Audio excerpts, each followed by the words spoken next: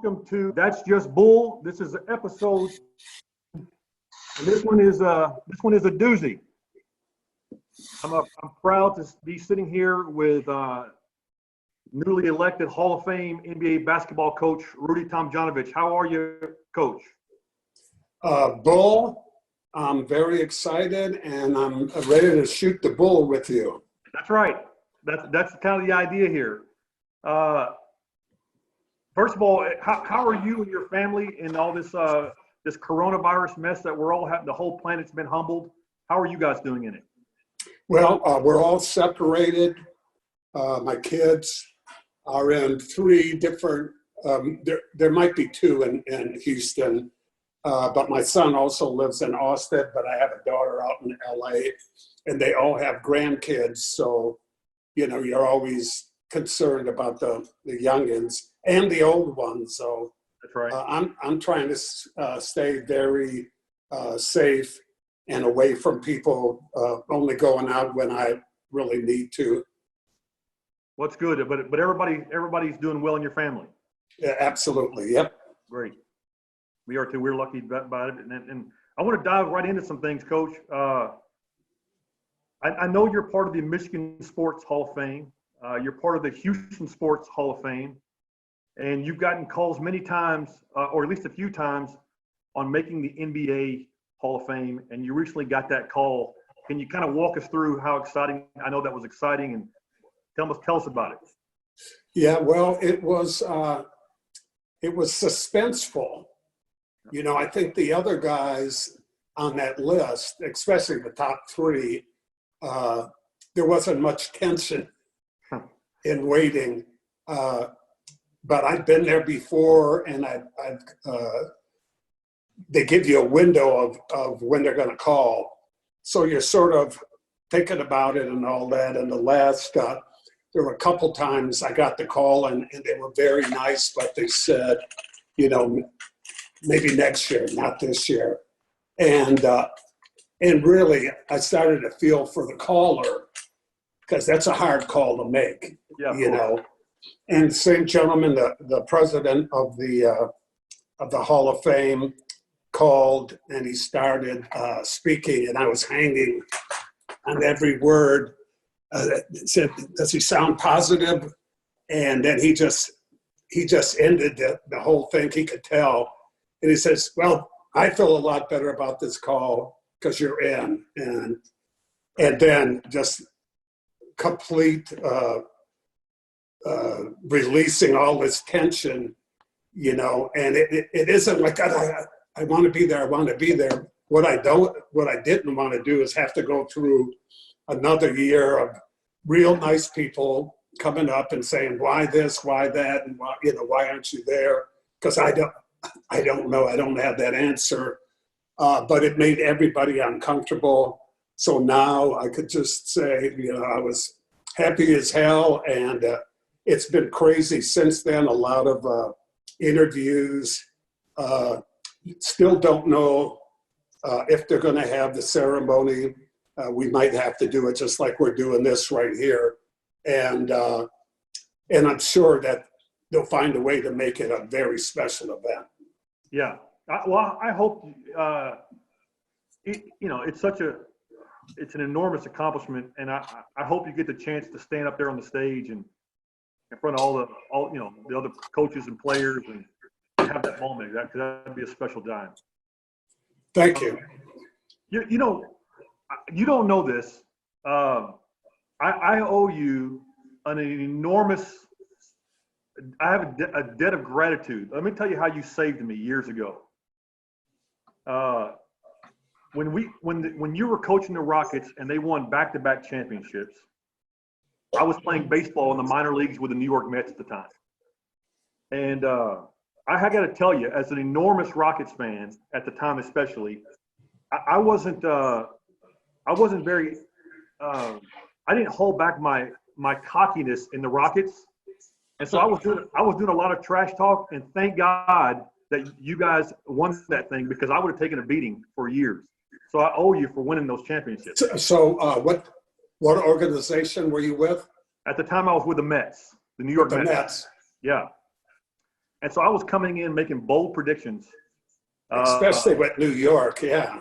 There were some New Yorkers, and I think there may be a guy named Washington, a good friend of mine that I still talk to named Donnie White, and he was a big Chicago Bulls fan, and he was from Illinois, and so obviously, with them bookending your championships, I had to hear a lot about him, and so, but for about 700 days, I was on top of the hill. So thank you for that. Glad to oblige. I got an opportunity to meet you a while back, and I told people before I was excited to meet you. And well, I don't want to embarrass you, but you have this very generous and humble nature about you, and it almost makes it seem. Do you realize how much of a hero you actually are in the city of Houston? Yeah, I do. I haven't been in Houston a lot in the last 15 years. Yeah. But it is just amazing, just walking down the street, how so many people will acknowledge me. And what is so very surprising is some kids weren't even born, weren't even alive when the championships happened, but they've seen it on the great classics, and it really surprises me because I was in a city for 15 years in Los Angeles where everybody's got a story, everybody's got something. And you're almost like anonymous in a big city like that. And I'm used to that, and that's where I'm comfortable. I know that people mean well, and believe me, it's better than the alternative. The alternative is they got a posse and they're chasing you out of town. That's right. And that's happened in sports, Yeah. So, I just wanted to be a very conscientious player and coach for my city. And I actually fell in love with Houston, the people, the warmth, the Texas way. And, I was from up north, and it was so different, just the matter of speaking and just so many people, neighbors, and that became like family. And so, I just wanted to do well. Yeah. And it's a tremendous burden when you're conscientious like that. I don't know if everybody should, have that kind of standard, but you can overthink it and give yourself problems, which I did. I liked the feeling of being a champion, and then I wanted to get back there again and pushed myself so hard that I actually had to check into the hospital, From exhaustion, right? Exhaustion of just trying to stay up every night, watching tapes, trying to find some new players or figure out a way with the salary cap how we're going to do something, and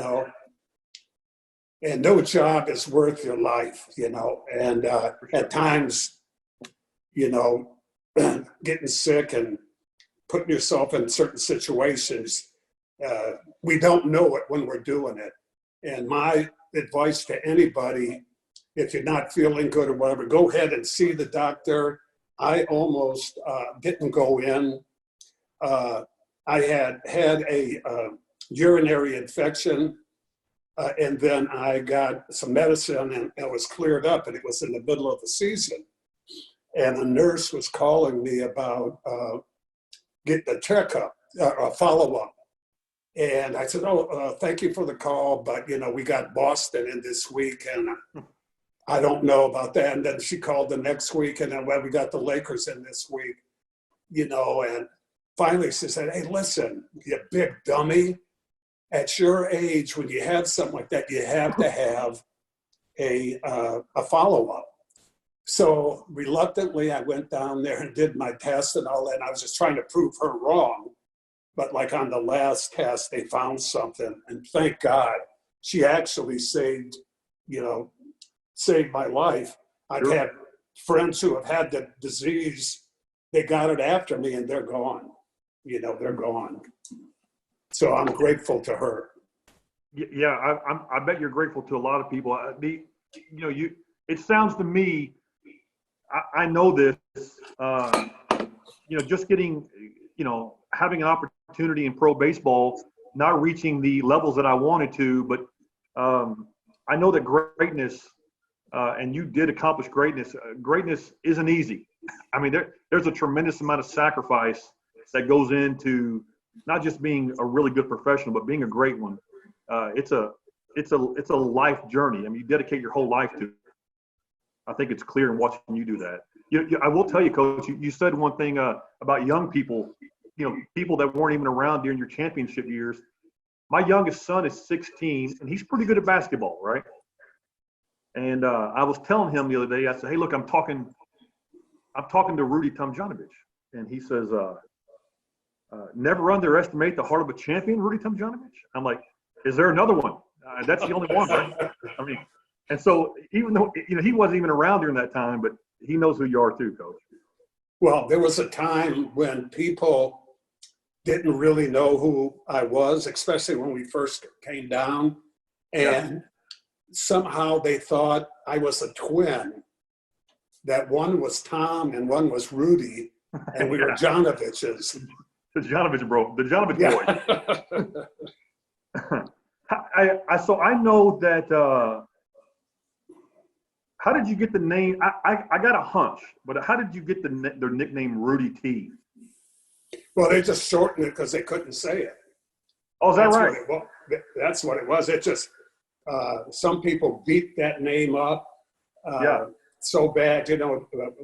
First announced it, and we don't even say it the right way. I told them to say Tom John Ovich, and it's really Tomjanovich or Tomjanovich. Yeah. I sort of like the Tom John Ovich. Like my parents, they wouldn't answer to Tomjanovich. Yeah, they wouldn't like it. It wasn't. It was just different. They're from the. I came from a Polish city, and people spoke Polish, and I was Croatian, and I didn't really know what the heck the Croatian was because I was from a small family. Yeah, but everybody can pronounce Rudy, so we'll just go with Rudy T. Yep, makes sense. So did you? I know you grew up in Michigan. Yep. Did you play basketball as a young boy? Well, I grew up in a city that is 1 square mile. That's all it is. Wow. And it's in the center of Detroit. Detroit surrounds it. There's another small town, Highland Park, which was bordering our town too. But 2 independent towns, and we had good athletes. We had a girl named Peaches Barkowitz who went to Wimbledon at a very young age. And then we had the Little League World Champs of 1959. And the guy who was a pitcher on that team, his name was Art Pinky Darris. Okay. And they actually dubbed him the greatest Little League player of all ever. Wow. And they were 12, I was 10 years old. And my cousin was the second baseman on that team. And they went to Williamsport and they won and had a parade down our main street. They were on national TV. Yeah. And they were on the Ed Sullivan Show, which is big time. And then they were on Lawrence Welk doing polkas and waltzing with the women on Lawrence Welk. I don't know if your listeners know about Lawrence Welk. Well, what was so cool about that is, I was an all-star in baseball, but not on that team. I made it a couple of years later. But my cousin was such a good guy at the age of 12 that he never made me feel inferior, that I wasn't on that team, and so humble, and just wanted to tell me the stories. I remember he said, I think the kids from Puerto Rico weren't used to playing on grass. And they would take their shoes off and, run around the infield and stuff like that. And I think, I love that about him, that a young guy like that, I never wanted to get a big head or act like I was something special instead of just being an ordinary person that maybe could do some things well, Yeah. So at that age, did you think, you're an all-star, youth player, was baseball more interesting to you than basketball? Okay, here's the story. Yeah. His father, my cousin's father, Uncle Joe, he was like a mentor to me. He'd come over every Sunday and he would take me out of our neighborhood and take me out to the suburbs with my sister and mom and show us a different way of life, that things can be different than, clogged right up in the city like that.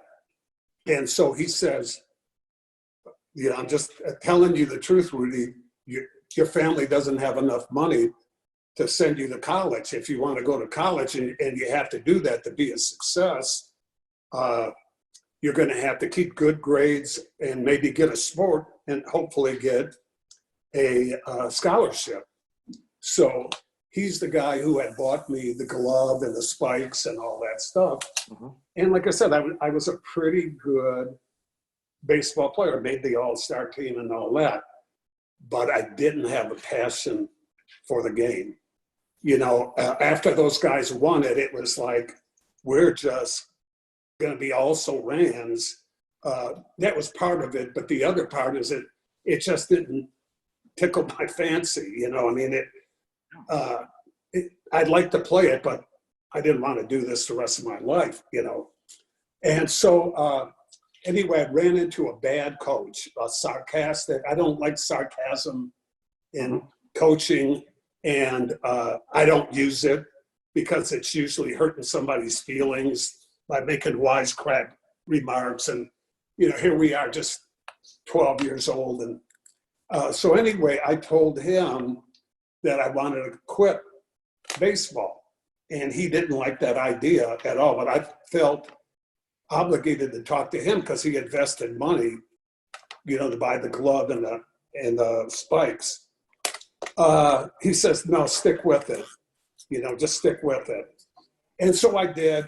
And so one day, I don't even get into the baseball game, and I'm coaching third base. And so we have the game, and the coach talks to us, and of course he's being sarcastic, and he says to me, at least, Rudy, you didn't make any mistakes coaching third. And so my uncle happened to be sort of hidden, and he heard the story, and he said, I saw him later, he says, you don't need to be around that kind of stuff. So he says, but how are you gonna follow the plan with having a sport and all that? I said, well, I'm gonna play basketball. Well, up until that time, this is 8th grade, I was on the junior high team, but I never got in the game. I sat the bench the whole time. Now, I could outshoot everybody on the team. Yeah. I used to shoot on a basket behind my house, and I could shoot it, but I was skinny. I don't even know what position. I didn't handle the ball good enough to be a guard, and I wasn't really big enough to be a forward. I was just a shooter. Well, I never got in the game, but against the teachers, faculty game against the varsity, I got the old French teacher who was not very athletic or not very manly. And I sort of had him under isolation, and I faked him. He went for the fake, and I shot it, followed through, and I had an air ball. So that was my career. And so here I'm telling him, yeah, I'm going to play baseball. I'm going to play basketball. He's looking at me like, man, you're such a good baseball player, an all-star, and you don't even play. But I loved basketball, absolutely loved it. So I wound up going and practicing at these basketball courts at our junior high. And by luck, just by luck, all the great players in Detroit would come into my city, into this neighborhood, and play at these courts. And what was special about the courts is they had an L-shaped basket. So most of the things were just on a pole, and there was the basket. And if you're driving in, you're going to get killed hitting that pole. And this thing had a recessed thing, and it was cool. So I started off being like in the third court down, and slowly moved myself up till one day getting to play on the big court. And that was like going to Madison Square Garden when I got to play on the big court with the guys from college, and I was still in high school. And I remember sitting there on the bench when everybody left and said, how can it get better than this, man? I've played on the big court, you know. So I tried out for the freshman team, and one of my buddies was in the freshman coach's homeroom, and he comes running up to me, Rudy, man, you're not on the list. You're not going to make the team. And I'm like, oh, man. Well, the coach was a ex-football player. He was a linebacker from Michigan, University of Michigan. He did not know a lot about basketball, but he just took the job to get some extra money. Yeah. And he really didn't know about basketball. But, you know, I said, God, what else am I going to, I got to play basketball. So before he could announce the team, I said, hey, come on, coach, let's play one-on-one. And that really wasn't my personality at the time, but I just said, I got to do something. And all my buddies are on that team, and I was, you know, better than them. And so I'm playing the guy, and he thinks every time the ball bounces, it's like a fumble because he's a linebacker. Right, so every time it's bouncing, he's just running through me and tackling me and trying to get the ball. So I just sort of stay away from him and beat him in the game. And he gives me a uniform, and I make the team. And it was one of the worst teams in the history of our school. And I almost didn't make it, you know. Yeah. So then the next year, I started to play with the varsity guy. We had two high school All-Americans that played before me at my high school, the Brisker brothers. And one of them went to the ABA and wound up being the second leading scorer in the ABA. So he took a liking to me and says, you're going to be with us, you know, soon. So he said, get into the 4th hour gym class because most of the players are in there, and then we play basketball for about an hour. So I did, and boy, that was cool. That was a big time deal because I idolized those guys. Yeah. And so one day, and I could really jump and block shots and rebound. And so I'm out there playing, and I think I'm playing good. And the high school coach has got a reputation of being a mean guy. You know, he's got to have a stern hand. So he calls me over to the side, you know, as we're playing. And the best image I can give you, and it was just on TV the other day, is what's the Dorothy? What is that? The Wizard of Oz. You know when the scarecrow was walking up to the Oz and his legs were getting rubbery and all that. Right. Well, that's how I was when I walked up to the coach because he was like bigger than life. Yeah. And he said, "What are you doing in this class?" And I said, John told me I should get in there. He says, "Well, what, you think you can make the team next year?" I said, "Sir, I would like to try." He said, "Don't even waste your time." He said, I don't want a lazy player like you.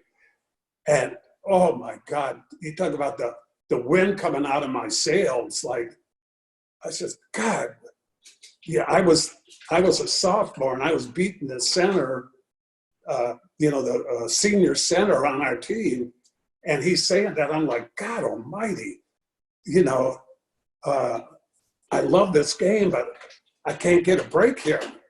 So I just stayed on the junior varsity. And by the end of that year, that coach invited me up to the varsity, and I was on their team when they went into the tournament. So, I don't know if he did that to inspire me, but man, I was getting like a strange feeling that basketball wasn't going to be my sport.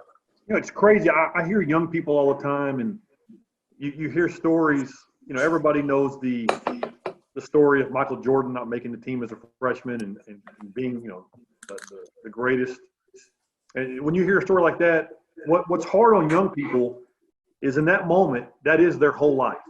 When you think it's over, that coach or you couldn't have had the vision that you were going to have the career you had, right? I mean, yeah, no way in the world.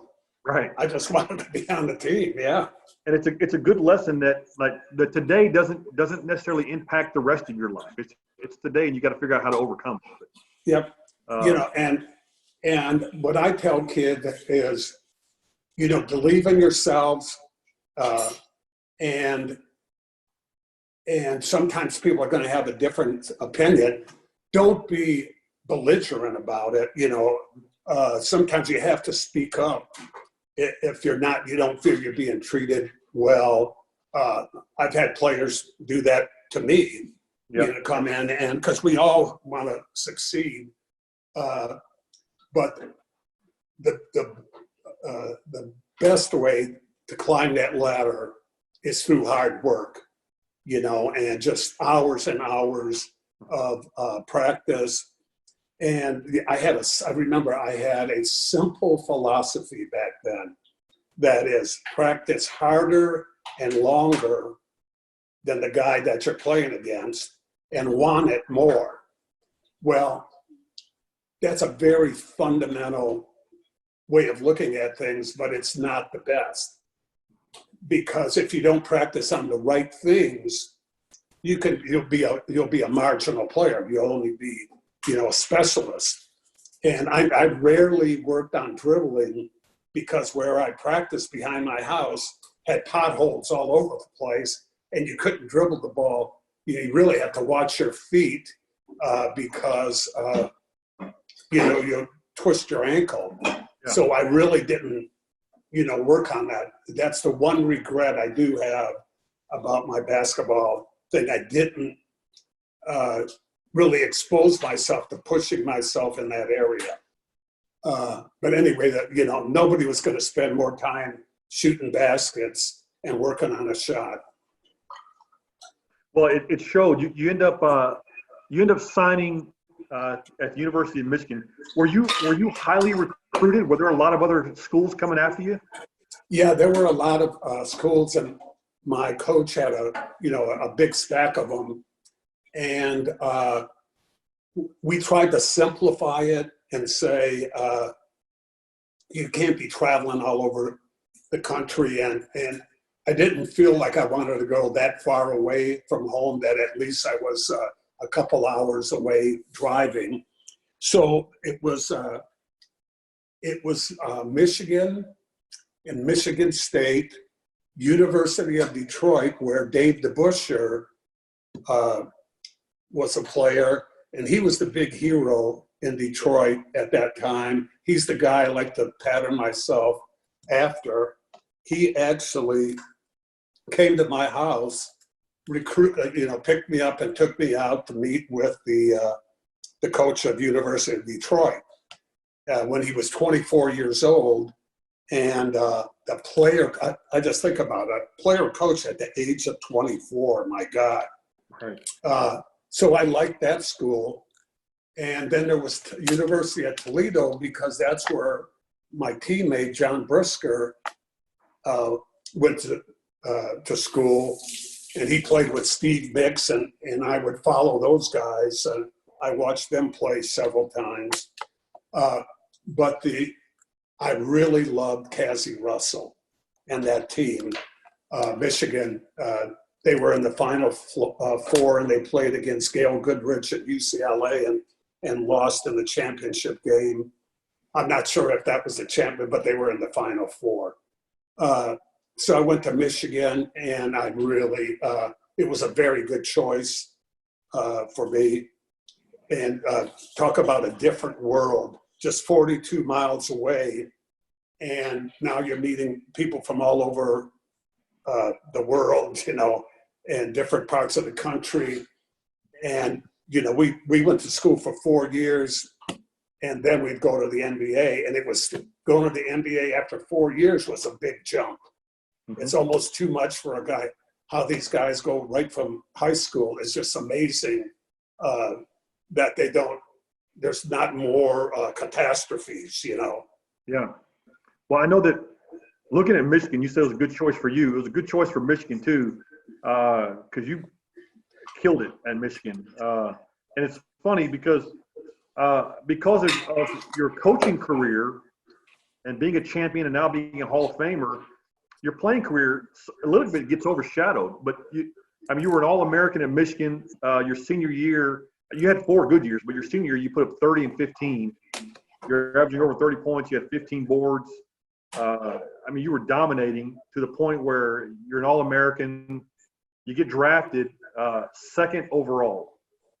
And it's fun to note for people who are Rockets fans, the second-round pick that year was Calvin Murphy. So you guys you guys teamed up there. But and also I didn't know this, but so you were drafted. I knew this part. You were drafted by San Diego Rockets 1 year before they came to Houston. But I didn't realize the draft went 10 rounds like that. Oh yeah, yeah. And now they just used to go 10, and then after that, I think it went 7 for a couple years. Yeah, what are we down to now? It's just 2. 2 rounds. It's just 2, and then all those other guys are free agents. It's pretty tough if you get drafted and then you don't have the ability to go and try out for another team if somebody drafted you, you know what I mean, to get your rights. So the way they have it now, it's better for the players because they get more opportunity. Did you have to know, how did it, when you were, especially your junior and senior year, you probably could foresee that the draft was coming. Was it today, if there's a good college player like Zion, the whole world knows it. We all know. Yeah. He was a household name before he was an NBA player. And it wasn't like that then because we didn't have all the networks. Did you have a ton of scouts? Did you know you were going to be in the NBA? I was already on that playground. I was already playing against pro players, college All-Americans, and some of the Pistons. And I knew that I could play. They told me that I could play in the league. And so now the story behind me going second is an interesting story. Back then we had the 2 leagues. And so I'm being recruited by all these agents. And so this fellow from New York, fast-talking guy, says, there's going to be that merger's coming.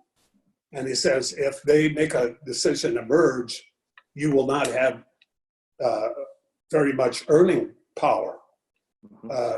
So I would advise you to try to make a deal now before the draft on where you're going, where you want to go. And I didn't understand what he was talking about. And so he said, he asked me what I thought I should make. Well, Kazi was like a number 1 pick, I think. He was right up there if he wasn't number 1, and I think he made $100,000 a year. And this was like 4 years after that one. Anyway, I just says, around $100,000 a year. And he says, I could get you that. And I was like, wow. So anyway, something about the guy struck me wrong. Yeah. So I went home and told my dad that this guy said he could guarantee $100,000 a year and all this stuff, but I don't trust him. So my dad called my coach, and the coach called some guys in Ann Arbor, and I went with a guy. He heard about all the facts. He heard the story, and he says, anybody can make that deal. It isn't just that guy. You know, he says, you don't have to sign with him or whatever, but so what we did is I went with these guys from Ann Arbor. They were really corporation lawyers. And we went to New York, and we were going to meet with the NBA and then later with the ABA. So when we go to New York, we go to Madison Square Garden Towers right there in front of Madison Square Garden and talk to one of the founders of the league, Eddie Gottlieb. He actually coached the 76ers, you know, when the league first started, and a nice man, and, you know, he gave respect and just made you feel really good about, you know, getting involved with the NBA. So then after we did, and they says, yeah, we can do that deal. We can do the 100,000. And so if you agree to do it, whoever picks you, you won't have to bargain with them. Now, I don't know if you remember back in those days, there were a lot of problems with holdouts. You know, guys holding out for a lot of money, haven't played one NBA game, but want to make more than the 10-year All-Stars. You know, so that was very attractive to a team. If you could get your first round guy signed and he doesn't hold out. Once you hold out your rookie year, it's like you lose 2 years because you're not there for that first training camp. Mm-hmm. And the shock of that intensity of how hard NBA basketball is. So anyway, so we're in the meeting with the ABA now. It's completely different. We're not in a big tower at Madison Square Garden. We're down, and we're in a apartment building down in the basement, but it was a nice basement. And the team that drafted me, the Utah Stars, coach was their general manager, and then their financial wizard who had devised these plans where they were giving $1 million with heavy quotes on the $1 million contracts to new draftees in the ABA. So they start saying, you know, we want to give Rudy the $1 million deal that we gave Rick Mount and we gave this guy, you know. And I'm thinking, oh man, I didn't really want to go to the ABA. I want to play in the NBA, but $1 million, you know. So my attorney says, no, we don't need that deal. We don't want that deal. Just give us $100,000 a year. And I'm like thinking, are these people crazy? Well, what it was an annuity. And the thing is, that money that they would be paying people out was like 20 years down the line, and these guys could have done it anyway. So, there's my security system. That's right. So anyway, you know, and you know, we said, well, just 100. Can you guys do 100,000? Yeah, we can't do it. So now they go from, we'll give you $1 million to, well, we would just like the cash. And they said, we didn't want him anyway. We really don't want Rudy. And so I went, my emotions are, I'm a millionaire, I'm in the ABA, all of a sudden to, they don't even want me. Right.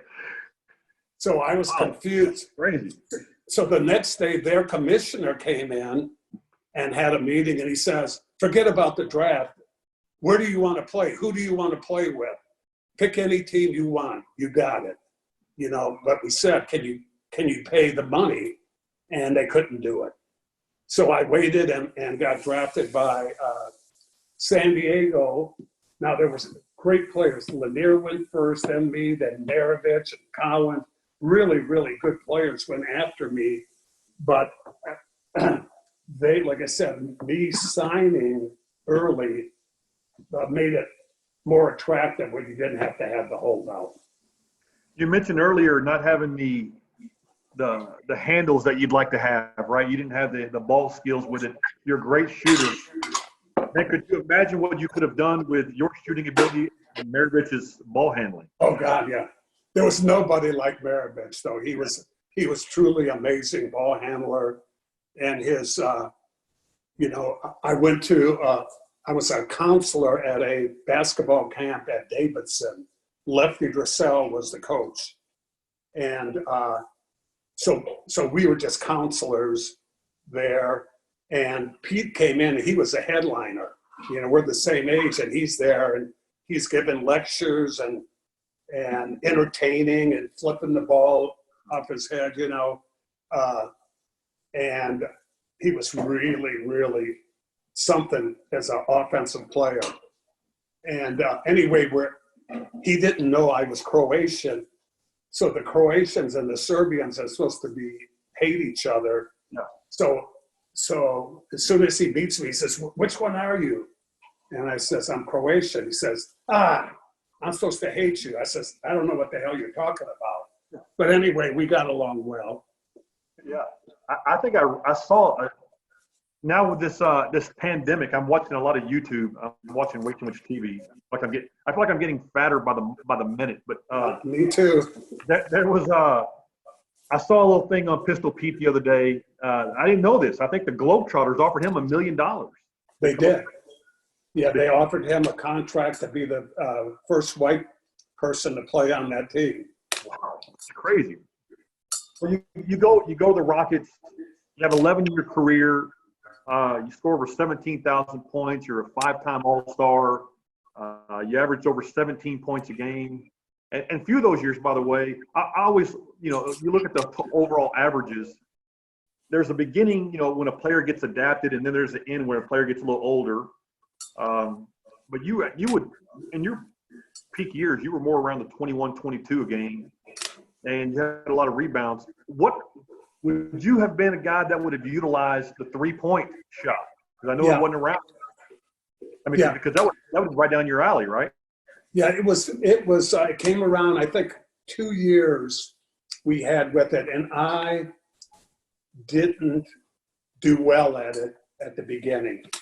That first year, my shooting range is right where the line is. So when I would come up for outside shots, I would usually be 1 foot in front, 1 foot in back of that line. That was just my normal outside shot. Yeah. So to take a couple more feet was an adjustment. But at the time, our coach, Dal Harris, was not sold on that shot. He did not see the value in it, and a lot of people didn't at that time. Yeah. And so he discouraged it. He'd say, if we're in a certain situation, okay, but I don't want you guys just flinging it up there. So I guess especially then that's a high risk shot back then, right? I mean, when it first came out. Yeah, because people were just adjusting to it because there was no reason to really shoot that far out because you could get open and they were all worth 2 points anyway, you know. But that move really made NBA basketball so exciting, and the way we could move the ball with the timeouts. And so you got the 3-pointers and you got the timeout where you can move it. So, you know, leads at the end of the game can evaporate if you run into a hot team.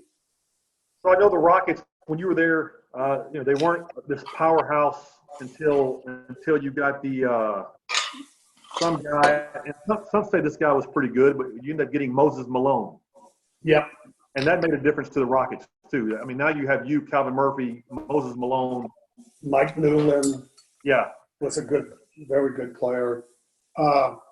Yeah, Moses changed our team. We had a guy in there, and we were just watching this guy get better from week to week.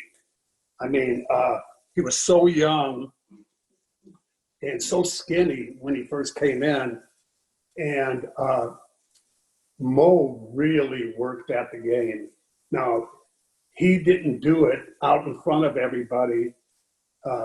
I had found this little gym in an office building down in the basement, and I started going there, and the guy says, Moses comes here, early in the morning, like 6 o'clock, and he's doing all this stuff because we were seeing him get bigger. And, what an amazing career that guy had, going from a young kid. And I remember the one year that we were in the playoffs against the Washington team. I think they were still the Bullets back then. And they had Alvin Hayes and Wes Unseld and a couple other big guys. But Moses controlled the series inside and, and beat 2 all-pro players. And we advanced by them. And then we had a really great series against Philadelphia that ended on a controversial call on a charge play where the season was over, and right at the buzzer, we go in for a layup and the basket goes in. We're going into overtime. The guy says, no good, basket, no good, season's over. Untuck them, it's over. Yeah. I'm going to look that up. I know that you get to the finals. Is it your last year in 81? Yeah. You get to the finals, and ironically, for people who don't know, Houston creeps into the playoffs with a losing record. Yeah, that's right. 40-42. You sweep the conference side, and you go play against the loved or hated Boston Celtics. And people in Houston, most of us, we hate them we admire them, but more we hate them. And then you have that was one of the first cracks. I was going to ask you, getting to the finals was exciting, but you got a first good look at a Larry Bird. And when you saw him as a young man, did you see greatness right away? Oh, yeah. He had a smoothness about him and a confidence. And they say certain people see the game slower. They see where we look and we see a clutter of players. Certain guys just see, they can see where those teammates are or the way a defender's head is turned. And he is such a great passer too, but a competitor, a real tough competitor. One of those special players in the league. So you saw greatness. You knew. I mean, there was no disputing it. Oh, absolutely. Yeah, he had that special it factor. Yeah. You go into coaching, and then ultimately you get the gig, you get the head coaching job at Houston. In the first full season, you take them into the playoffs, and then after that we have our back-to-back championships. And I say our as if I was part of your staff. Just for the record, I was not part of the staff, but I think that's how, because the city of Houston, Coach, we had the Oilers and you had the Astros and you had the Rockets. This was the first championship, and the city was so hungry for it. And then you could see it early in the season. You could see this team that looked different under your realm. And I was going to ask you some questions about it. Like, obviously, everybody embraces and loves a guy, Hakeem Olajuwon. I mean, he's, in my opinion, I'm not necessarily a basketball wizard, but I feel like from a fan's perspective, I have a decent understanding of the game. And I still think that he's the greatest center there is. And I know that there's some, I mean, you got the Wilt Chamberlains and the Bill Russells and Shaq, and there's a lot of guys. But to me, Olajuwon was just so just incredible on every side, on both sides of the court, offensive, defensive. He had great feet, he had great hands, he had great vision, he passed the ball well. Coaching a guy like that, when you obviously you saw his greatness. When you coach a guy like that, was that an easy chore? Is that easy to take on? It's easier than having a guy who can't play, you know, but then but things are expected of you when you have somebody like that. And we did something a little bit different. And Carol Dawson and I, devised a offensive plan on how we were going to do things. And what was different about it is when we threw the ball into the post, instead of cutting through, we would spot the guys up around the corner, around the strong side corner, up to the sideline and the top. And it made it easier for Akeem to see where the defense was coming from. So he could catch the ball here, look in the corner, look to the top, and look there. And it was just like this. Instead of having guys go through and now their man let them go and then they come back, because they're going to double team him. No one could really stop Akeem. He just had too many moves and all that. And he had tremendous years. But what made him a champion is when he started passing that ball out and he had confidence in those guys that they could make those shots. Yeah, I think I remember that. I remember in the early years, he was still great offensively, and obviously he was a great shot blocker. But when he started getting just like you said, it's almost as if he was passing at the 7 o'clock spot, because the guy would come in from the double team from the backside. Yep.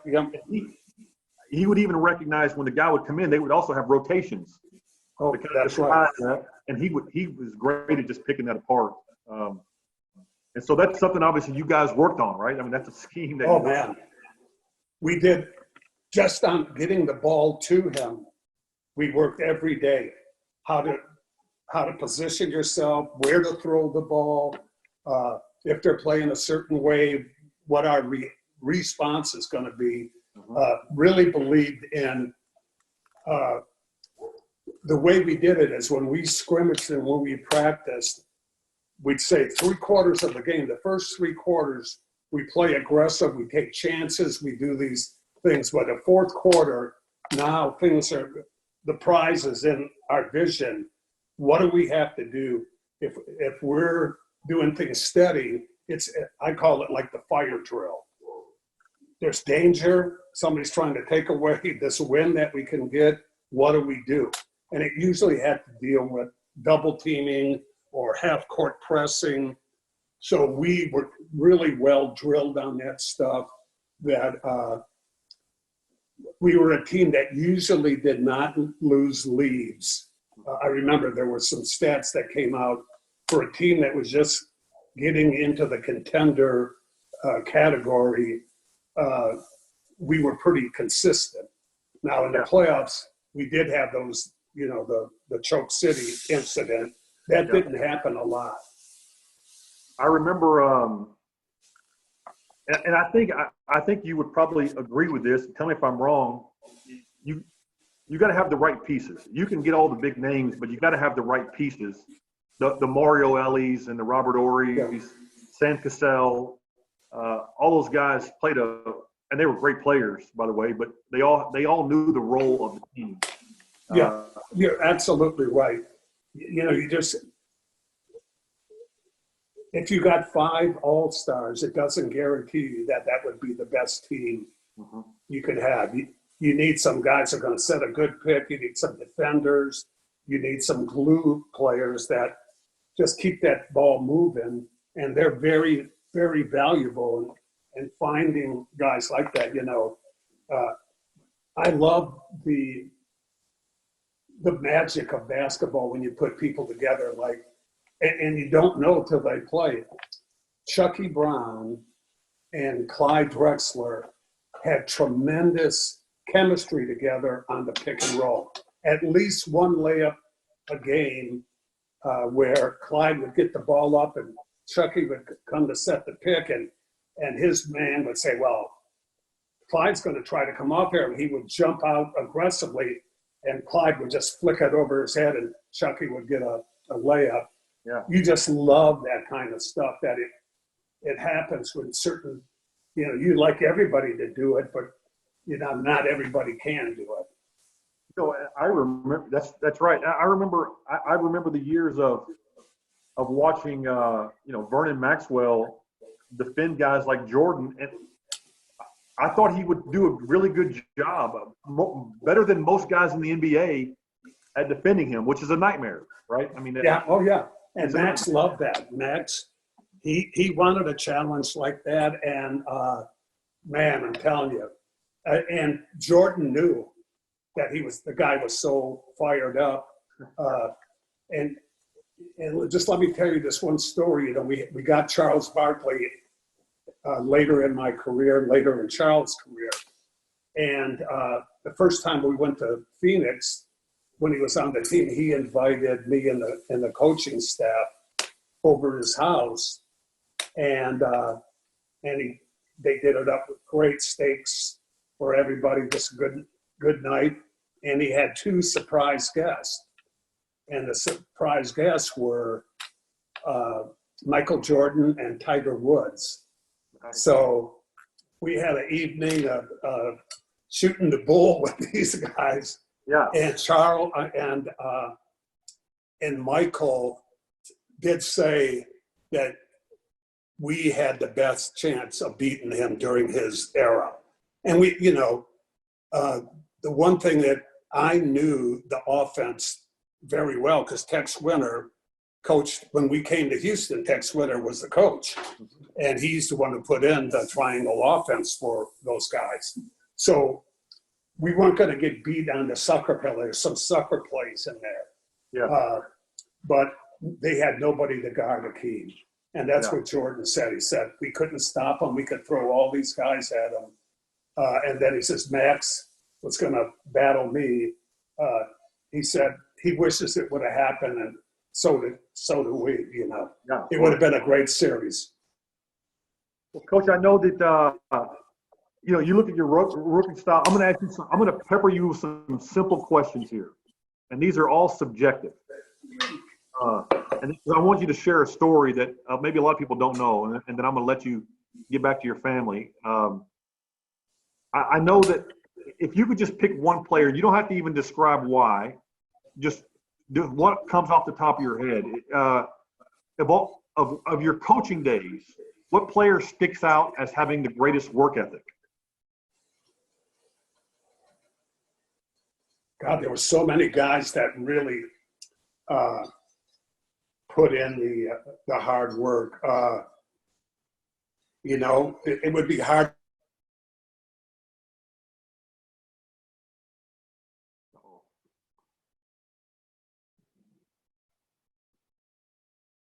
Make sure I didn't lose you, Coach. Are you there?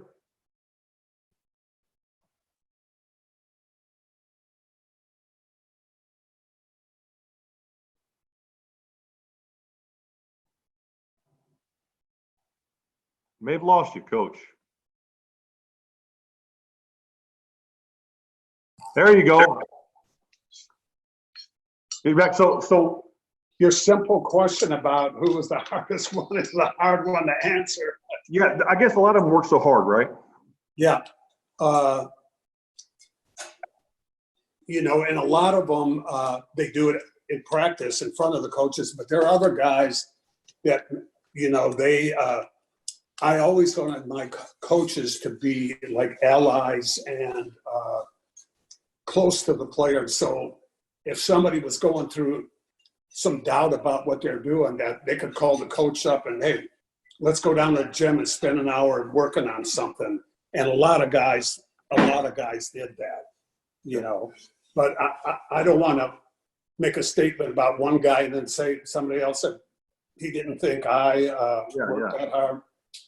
So what about the most physical player, the strongest guy you've ever been around in the NBA? where you see him, you're just like, man, you touch this guy on the floor, it's like hitting a brick wall.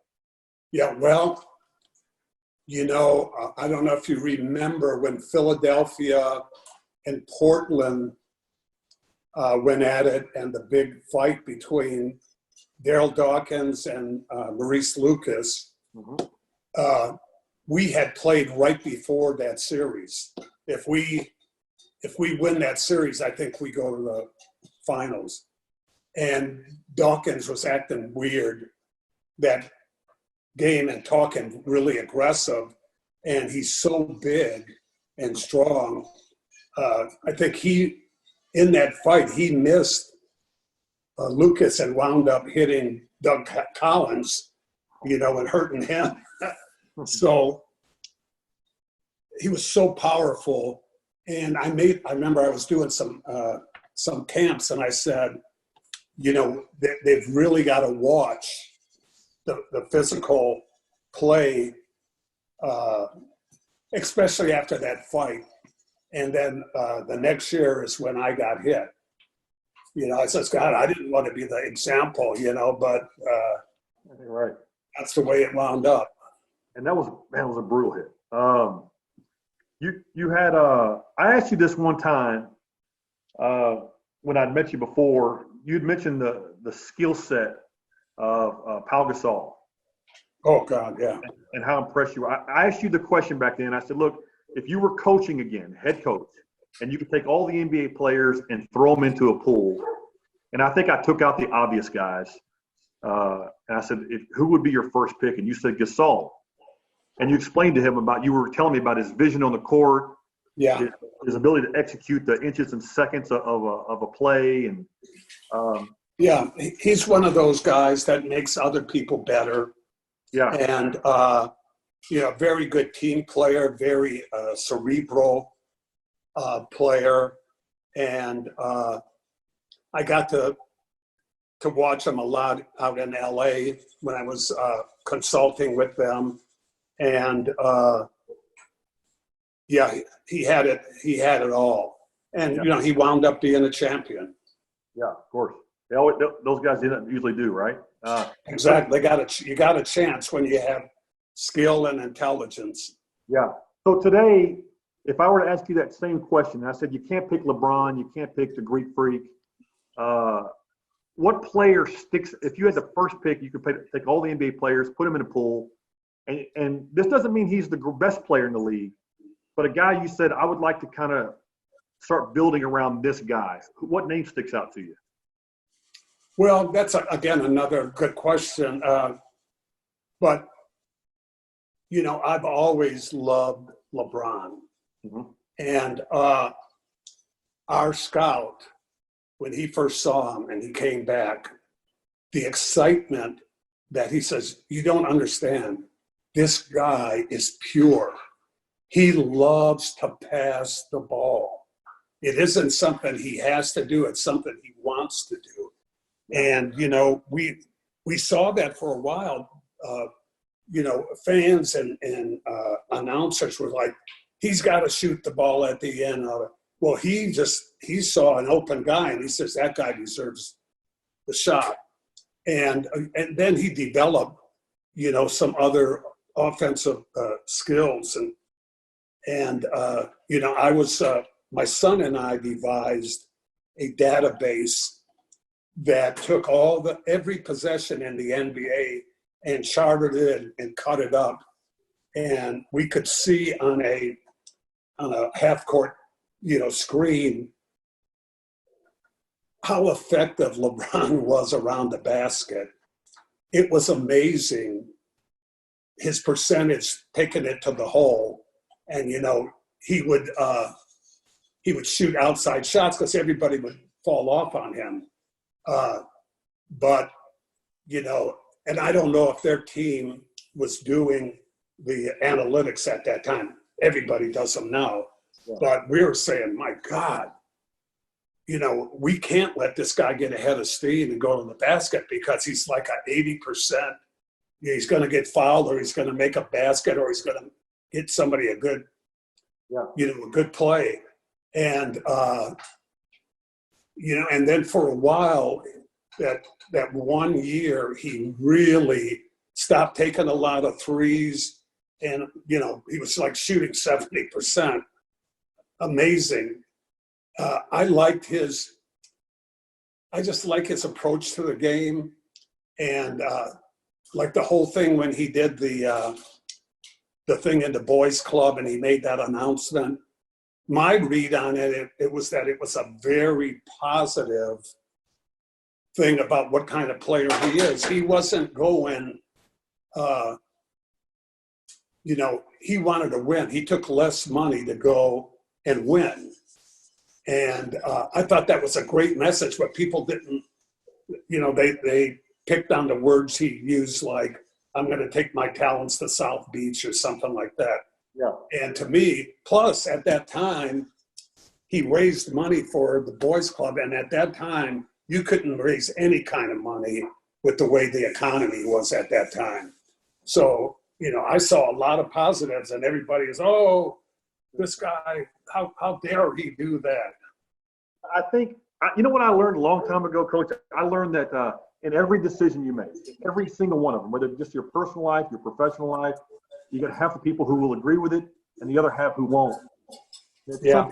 You got to do what's best for you. And I think when it's all said and done, there's not going to be. A lot of times, I'll tell you an interesting basketball story. And, when the first day that I got the job, the first game was against Philadelphia. And doing that game was Dr. Jack Ramsey was announcing that game. And we had a good relationship, and he had me on his show years ago, and I respect the guy a lot, And so on the first day, he just said, remember, they have a responsibility, meaning the players have a responsibility too. Don't put everything on your shoulders. So anyway, now we're in the finals against the Knicks, and this was a really brutal matchup for us. They had so many big guys that they could tag team and physically beat the heck out of Akeem, because back then you could body check, you could use your hands. So as a player ran down the court, you'd hit them at half court, you'd hit them at the top of the key, and you'd be bumping them, and they would just waste their fouls on them, just wear them out. So, and we like to go in and just get the ball into Akeem. But if we ran our regular plays, the beating that he took just by getting the ball over to that side, they're just pounding and pounding. So what we decided to do is when we ran a pick and roll, they would double team the pick and roll every time. That was just their style. So, and then they would rotate. So what we decided to do in that series is run the pick and roll on the other side from Akeem. So, and then we would throw the ball to Otis, who was not a great outside shooter, but his job was now to beat that rotation, move the next, to the next pass. So the guy who was playing Akeem on the right side of the floor, if we ran a pick and roll and threw it to the left side, he had to leave Akeem and run all the way across the floor to pick up the guy who set the pick. Now, the guy who double teamed him is out 30 feet away from the basket. He's got to run all the way back to the basket and guard Akeem. So he can't be beaten on Akeem because he's got to run. So we use that as a strategy in that series, so at dinner one night, we're at a restaurant, and Dr. Jack comes up to me and he says, Rudy, you have to stop running that pick and roll. He says, Otis can't make that shot. Why are you doing it? And I couldn't spill the beans about I had to let him think that I'm dumb. Yeah, yeah. Instead of spilling the beans, I said, we're happy as hell because Akeem is resting and they're not just pounding on him, you know. And I know some guys will say, hey, wait a minute, this is what we're doing, so they won't, I know he was going to say, I told them not to do it, but we were happy with it. Yeah, it was good. I remember the Utah Jazz, they had like we always said, the three-headed monster of Foster, Carr, and Ostertag. You had basically 3 7-footers who could come in and beat up Olajuwon. You had 18 fouls to get. Yeah, Eaton used to drive Akeem crazy because he would just stand there and Dream would do a beautiful fake, but he wouldn't even move. He would just be there, He wouldn't have to, 7'5" and whatever. Yeah. Coach, I'm going to let you go. There's one story, if you don't mind. There's a story, I believe it's about Wilt Chamberlain. And you know the story I'm talking about. Oh, yeah. Can you share that with us? Sure. Yeah, I love this story because it's true and it's funny. I have to say I was a very big Wilt Chamberlain fan. Mm-hmm. And I just loved the guy, and to play against him was just like this is a dream, man. Mm-hmm. And so I just broke into the lineup with the Rockets and starting to play, but we had a lot of offensive players on the team. We had Alvin Hayes, Calvin, Stu Lance, the guy who does the announcing for the Lakers, was a really good player. He was close to almost being an all-star. So those guys all wanted to shoot. When I came in the game, if I wanted to get a basket, I have to get it off the boards. Yeah. So, and I like to score. I was a very hungry, putting the ball in the basket was my candy, so I said, I'm going to find a way to score. So I went to the boards. I took a running start to the boards on every shot, So we're going to make 40% of the shots. So 60% of the times I go in there, 60% are going to be offensive rebounds. That other 40%, the ball goes through the basket, and I'm still running in there. Now, Wilt Chamberlain used to just zone it up and stand under the basket and just be in a crouch like this and ready to go up. And so on those baskets that went in, I was up there by the basket, ready to tip it in, and he'd be down there, and my butt would hit on his shoulder. So, very quickly in the game, he let me know, said, hey, Tomjanovich, don't come in here jumping on my back, And I mean, he didn't say it was like the voice of God, it was a baritone. And, the first thing that got me is that he knew my name. So I was like, oh my God, Wilt knows my name. But he's yelling at me. And he warns me a couple times because I'm doing my job. I want to play. I want to stay on the floor. So anyway, I try to muster up some manlyhood that I'm not going to back down. And I just like, hey, Wilt, my voice sort of breaks. Hey, Wilt, I'm just out here trying to do my job. He said, I mean it, man. Don't be coming in here jumping on my back. And, so the game goes on and I'm getting some tip-ins and all that. And so now I'm just, hey, I'm feeling pretty good. I'm like, hey, Wilt, come on, man. Let's just play ball, man.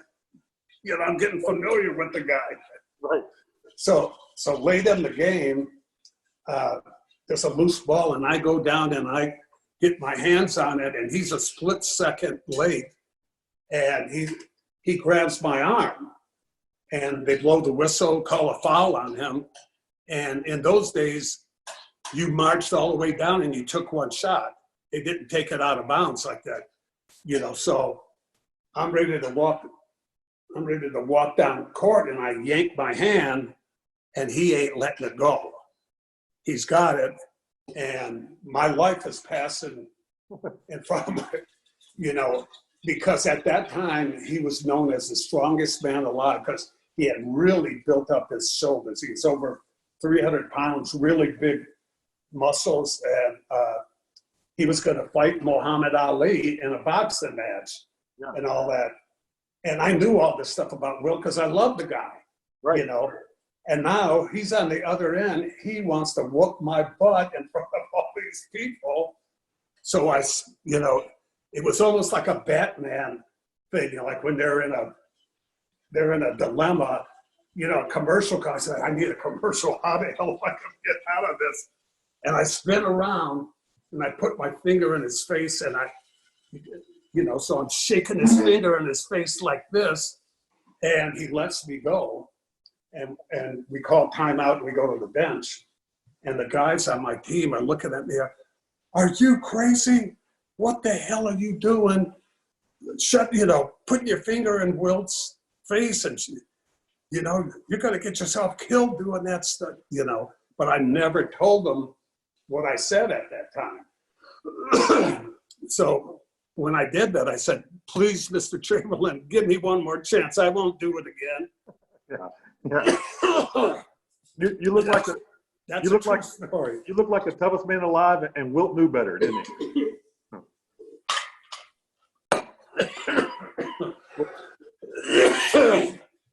Well, Coach, you said it years ago. Never underestimate the heart of a champion, and that is.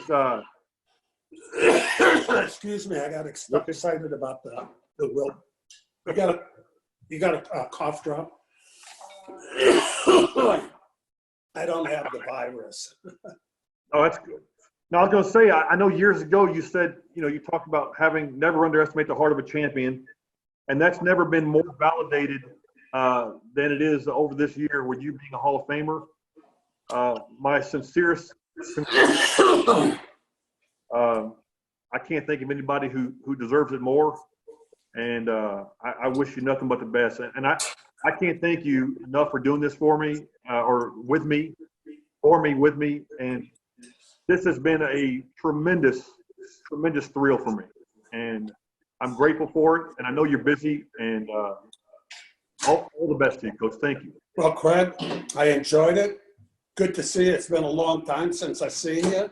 Yeah. And let's do it again sometime. Coach, take care of your family, and we'll see you give that speech soon. Yeah. Thank you, man. Looking forward to it. Thank you, Coach.